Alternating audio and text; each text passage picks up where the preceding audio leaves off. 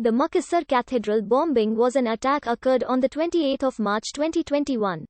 Around 10:28 Central Indonesia time at the Sacred Heart Cathedral in Makassar, South Sulawesi, Indonesia, during a Palm Sunday service. It was the first church bombing in Indonesia since the 13th of May 2018 bombings of 3 churches in Surabaya. The bombing happened outside the Sacred Heart Cathedral of Makassar, the oldest cathedral in the city, while a Palm Sunday service was being conducted inside. The explosion occurred at the southeastern gate of the cathedral, near the intersection of Thamrin and Kajaulalido streets. According to police, the perpetrators were riding a motorcycle and intended to enter the church when they were stopped by police in front of the cathedral. When the perpetrators were asked to get off the motorcycle, the blast occurred. Several churchgoers were reportedly injured in the attack. The South Sulawesi Regional Police described the incident as a suicide bombing.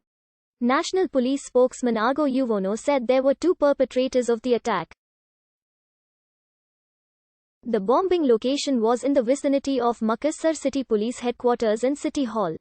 Human remains were found at the scene. There were no deaths from the church's congregation, but the 2 perpetrators were killed by the blast, which also injured 20 people. A CCTV recording showed 3 pedestrians and a car passing the site moments before the explosion occurred. The attack was conducted by 2 suicide bombers riding a Honda Beat motorcycle. The motorcycle's annual taxation was overdue for 5 months and was not paid. The Indonesian authorities identified one of the bombers hours after the attack. He was described as a member of a terrorist cell which carried out another attack on a cathedral in Jolo, Philippines, in 2019. The other perpetrator, a woman, by then was under examination. On the next day, the identity of both perpetrators were revealed by the police. The perpetrators were just married for 6 to 7 months prior to the bombing. They were confirmed as members of the Jamaah Ansharud Daulah. Prior to the action, the husband signed a last will and testament, which subsequently found by the police during a raid on their house, saying about the bombing, farewell messages, and willingness for die as an Islamic martyr. Upon the bombing, the police apprehended many of the perpetrators' accomplices around the country. An Indonesian scholar on terrorism, Al-Cheda, earlier had said that the attack was carried by Islamic terrorist group Jamaah Ansharud Daulah, which also responsible for the Jolo attack. Alisa Kotranda, the eldest daughter of former president and democracy activist Abdurrahman Wahid, offered her condolences and condemned the attack as a wound of the nation. Minister of Religious Affairs Yakut Cholil Quomas also condemned the attack. Nadlatul Ulema condemned the attack, stating anything that harms social harmony is never justified. Amnesty International condemned the attack as an insult to human rights principles.